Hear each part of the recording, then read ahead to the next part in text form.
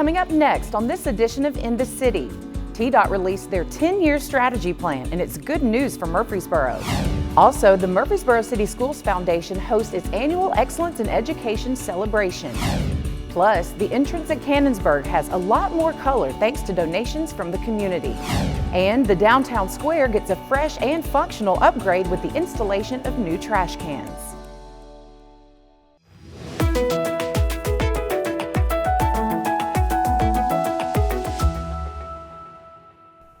Welcome to another edition of In the City, your source for what's happening right here in the city of Murfreesboro. I'm Michael Linn White. Our top story. Thousands of Tennessee cities and counties each year request state routes in their jurisdictions to be improved. The Tennessee Department of Transportation recently released its 10-year plan strategy.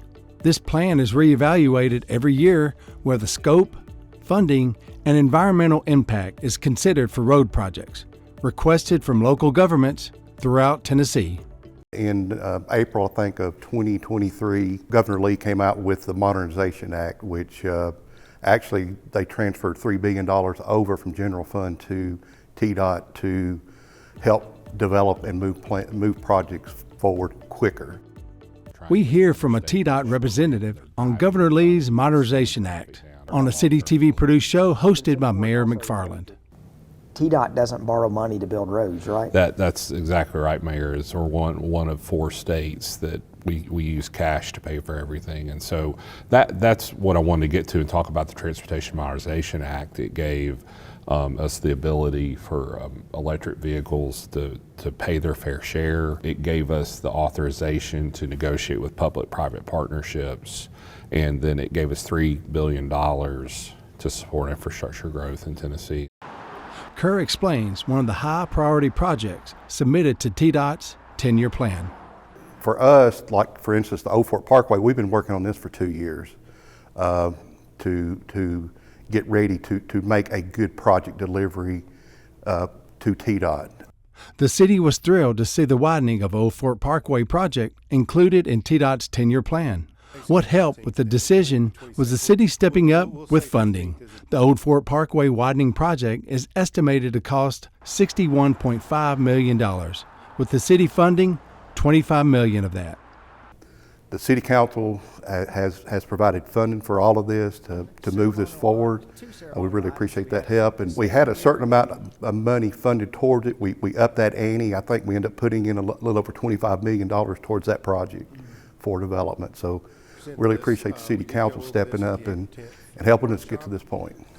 TDOT also prioritized funding for the Cherry Lane interchange at Interstate 840, estimated to begin in 2026 at a cost of $39.5 million.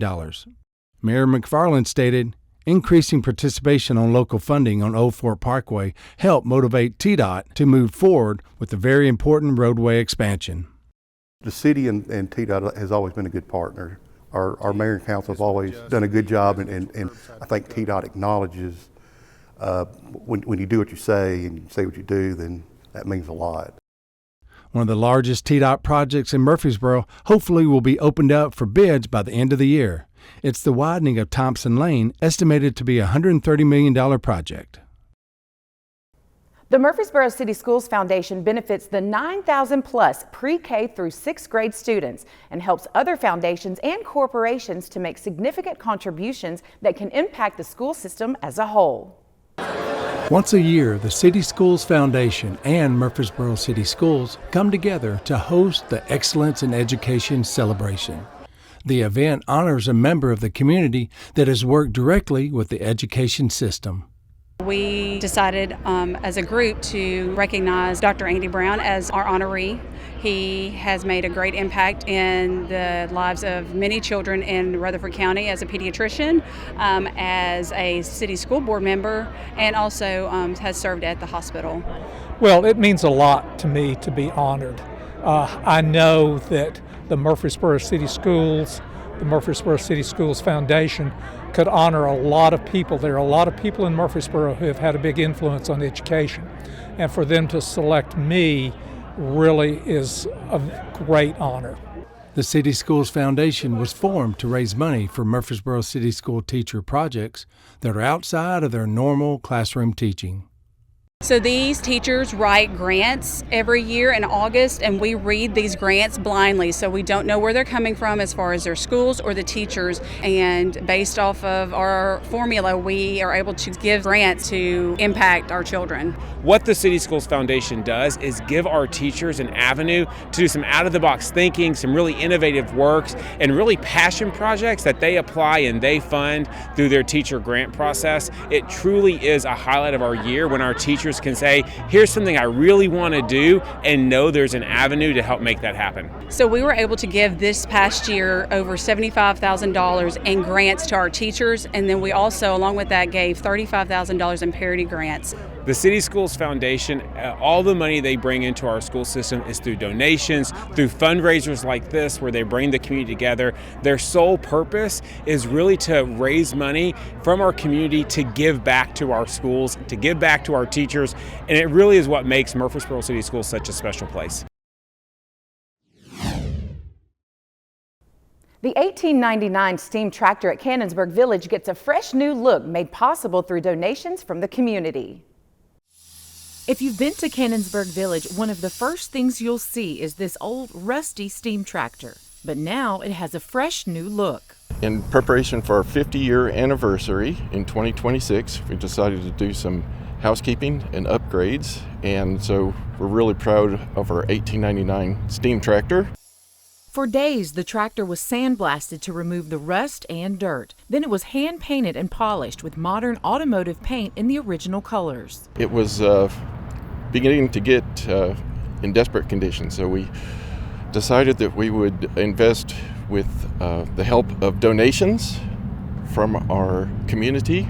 We decided to restore our steam tractor to its original colors. Now, it's not in running condition, but it looks like $1 million. This 1899 steam tractor was built and designed during the golden age of the Industrial Revolution. It allowed farmers to be much more productive. It enabled a farmer to work on up to 60 acres a day, whereas previously with horse and plow, it was 6 to 8 acres a day.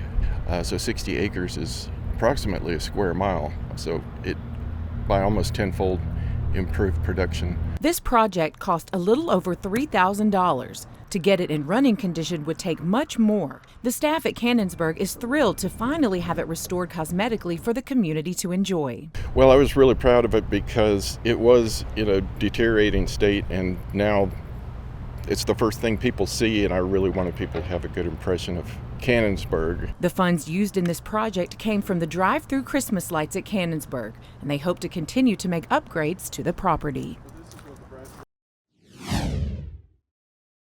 Main Street Murfreesboro, through a partnership with the city and county, installs new big belly trash cans around the square.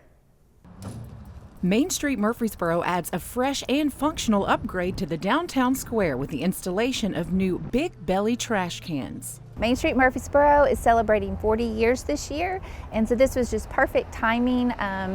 We're trying to do some activities to really brighten up the downtown, and this was a partnership with the city of Murfreesboro. So the city paid for these trash cans, and Main Street helped pay for some of the wrapping and the pictures. Through a partnership between the city of Murfreesboro, Main Street Murfreesboro, and Rutherford County, these sleek, high-capacity containers are more than just practical. They offer a chance to appreciate Murfreesboro history. They've replaced the old metal cans that were open, so the garbage is self-contained. It won't fly out onto the sidewalk. It's got a great foot pedal, so you don't have to touch anything. And the best part is that we were able to work with the Rutherford County Archives Center to find historic photographs that go on each side of the panel. And so each one is different. The pictures are of the perspective that you're standing at whatever side of the trash can. So some of these pictures go back to the 1800s. They're of businesses that were downtown. people, parades, things like that. So it's a really neat perspective. Designed to hold more waste and increase safety, the new cans are an upgrade from the old metal bins, which had limited capacity and safety issues. A great thing about these trash cans is the solid waste department comes around and they clean them out every day, but they're locked, they're secure. It's a double capacity of what the metal cans were. They're safer. The other cans had a flip top that was pretty dangerous when somebody was emptying the cans out. So this will hopefully cut down on litter on our sidewalks, and it's just a beautification project for the downtown. But it's not just about function. Each can has a QR code with links to maps and more detailed information about downtown Murfreesboro. On one side we have information. There's a QR code so that people who are new to Murfreesboro or to our downtown can scan the QR code, and it takes you to the Main Street website where they can get a map of all the downtown businesses, and they can also see the history of our downtown, and it has these pictures, and it kind of tells you just the timeline of our historic downtown from the 1800s. The updated look adds charm and character to the square, complementing the area's historic architecture and inviting atmosphere. The city's also replacing the cans on the outside of the square, not with these big belly cans, but with nicer, harder plastic trash cans. There are 12 of these new trash cans around the square. The installation is one more step in Main Street Murfreesboro's mission to preserve, promote, and revitalize the downtown area. The Murfreesboro Fire Rescue Department receives high-level training for some of the most dangerous jobs they do. One of the largest firefighter unions in the country came to Murfreesboro to lead 80 hours of hazardous materials training. Out of the 350,000 firefighters, there's about 70 of us that are master instructors that teach hazardous materials and confined space rescue. Instructors from New York, Salt Lake City, Denver, and Chicago came to lead this training. The 3 instructors get to come out here, set up the scenarios, make sure that they get all the bookwork, and then at the end of the certification, they get a Pro Board certification, which is a nationally recognized certification showing that they've completed the hazardous materials technician course. The reason it's so long is we really dig into the chemistry of the chemical. We need to know what the chemical is, how the chemical formulation is. If it's a gas, we've got to change our tactics. If it's flammable, we've got to decide our tactics as well, change our suits and stuff like that. Every call that we go on in the city is hazmat. We go on a medical call, there's potential for a biohazard issue, blood products, vomit, stuff like that. We go on a fire, there's 10,000 different products of combustion that come through that building. We're being exposed to it. Our firefighting gear is not a gas type suit. It protects us from the heat. The training helps these guys start to see these are the measures they need to take, to be safe. Possible hazmat calls Murfreesboro Fire Rescue go on could come from a factory, semi-trucks on the interstate, or rail cars, which was one of the training scenarios. So this one right here, one of them is running a hydrogen fluoride leak. They're simulating a rail car leak, so they're on their way down in level A hazmat suits, full encapsulated suits, to protect them against the gas vapors for hydrogen fluoride. They're rescuing a victim or removing a victim and stopping the leak. At the end of the call, all 11 people from the scenario will come down and we'll talk about what worked, what didn't work, what could we have done better. Because hazmat's one of those things, like I've made plenty of mistakes during my career. These guys will continue to make plenty of mistakes during their career. It's the idea of how do we recover from it, how do we do better next time. Because Murfreesboro is blessed with the elite Doug Young training facility, the Fire Rescue Department is able to invite other local cities in for training. So we have 17 Murfreesboro and 3 Lebanon. We were able to open the class up and invite them in because we may need them at some point, or they may need us. So the more opportunity we get to work with our neighboring departments helps us and helps them the same. Prior to this training, Murfreesboro Fire Rescue had 83 hazardous materials technicians. After the training, it increases that number to 101. Oakland's Mansion showcases a dollhouse and diorama exhibit, allowing the community to enjoy a very popular hobby.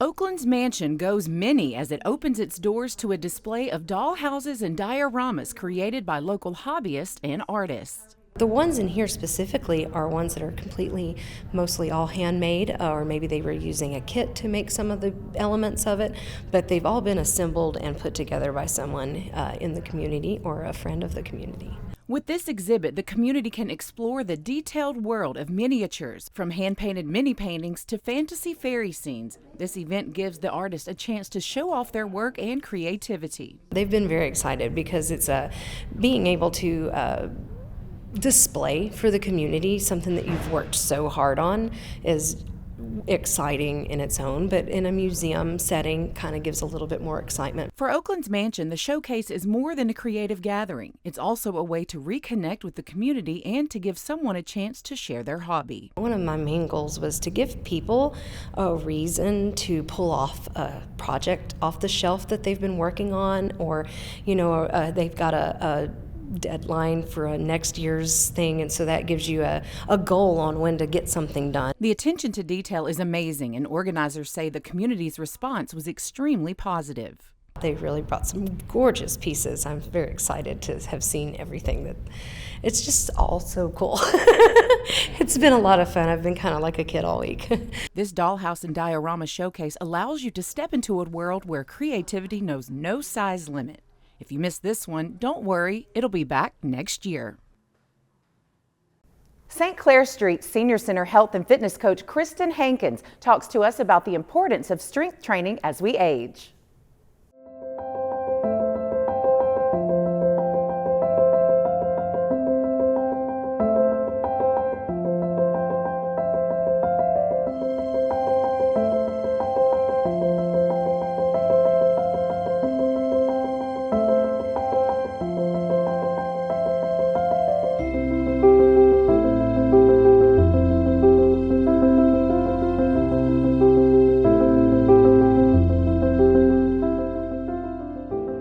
Hi, my name is Kristen. I am a certified health and fitness coach at St. Clair Senior Center.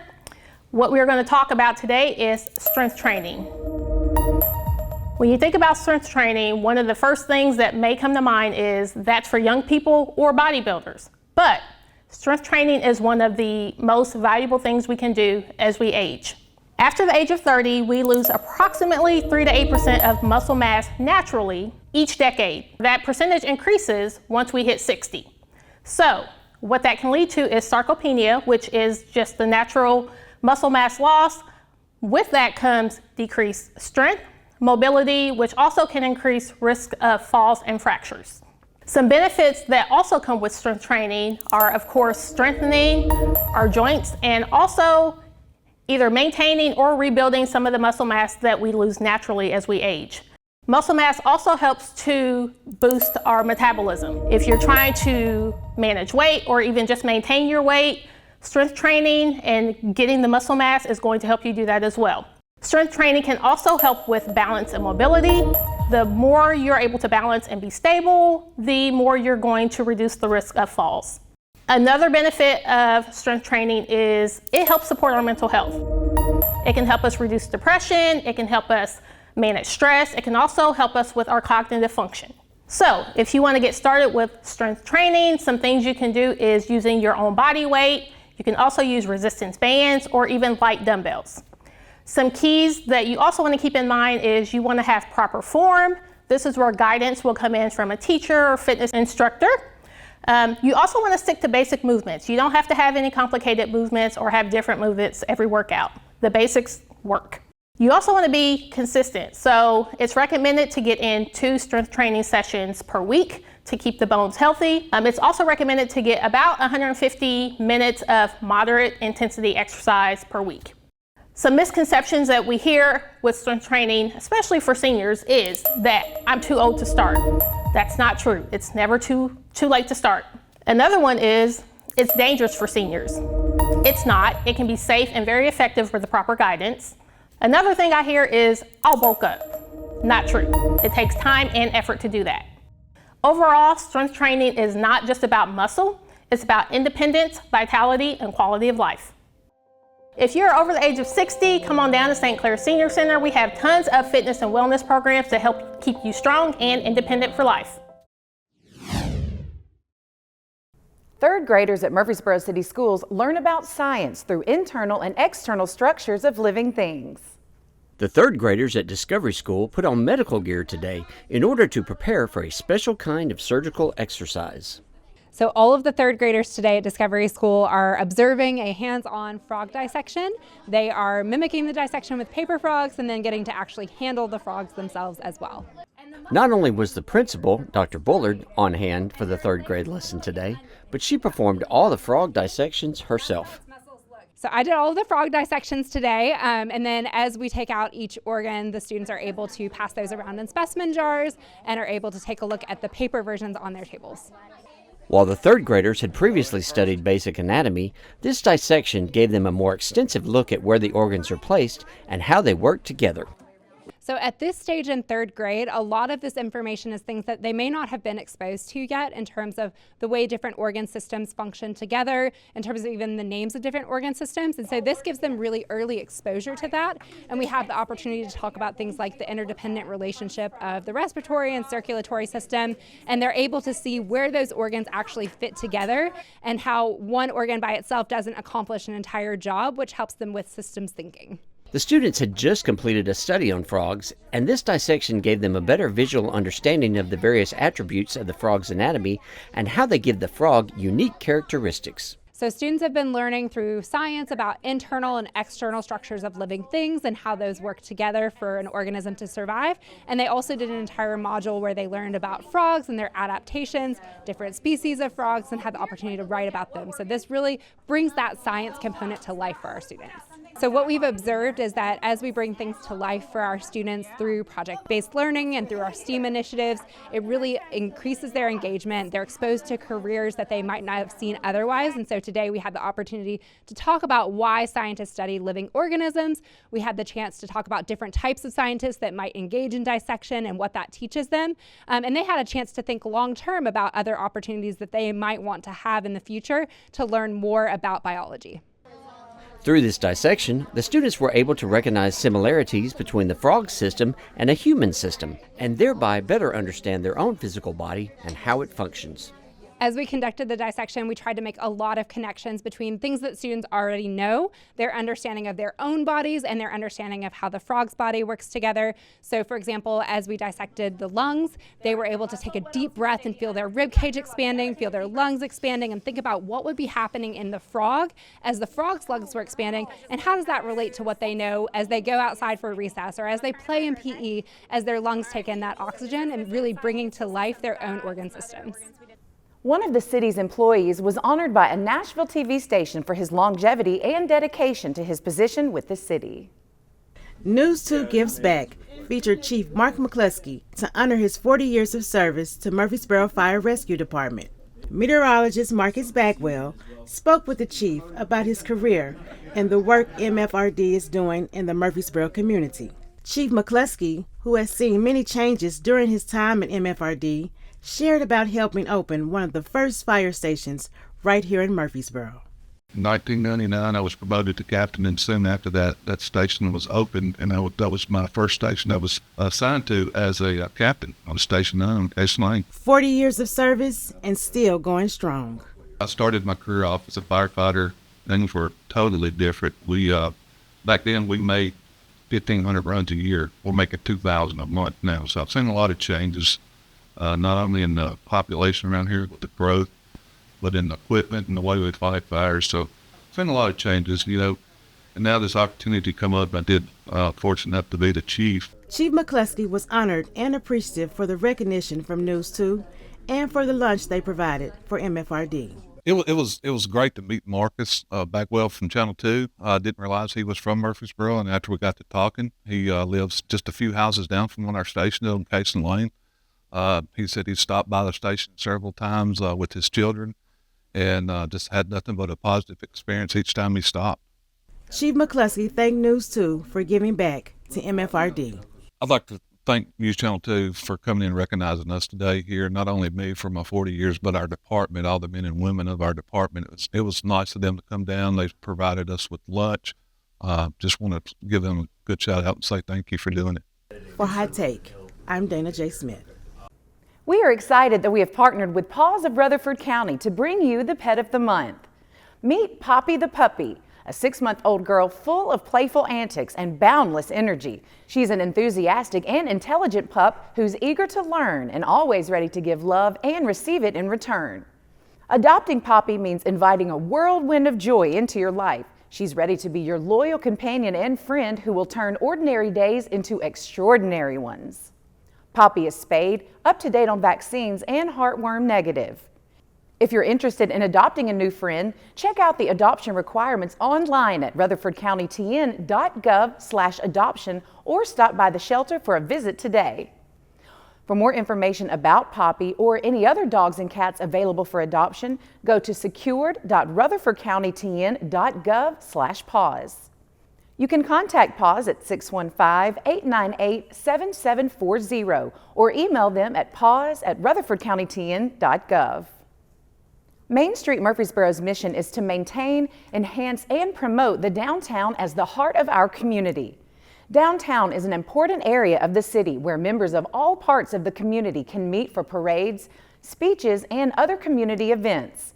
Downtown can be a tourist attraction and is the location of the community's unique businesses and buildings. CityTV station manager Michael Nevels produced a documentary highlighting this organization and talking to several community leaders about the importance of Main Street Murfreesboro. It's neat to see the Main Street program has been successful and to be able to reap the benefits of all the work that people have put into it the last 40 years. Murfreesboro has always risen to the occasion by working together and people being connected. There's just something special about being downtown and about enjoying the camaraderie downtown, the downtown businesses, that makes it just a special place. Join CityTV as we look back on 40 years of Main Street Murfreesboro and how a community came together to improve and reshape our downtown. Watch this compelling documentary, Main Street Murfreesboro, only on Murfreesboro City TV and streaming on Facebook and YouTube.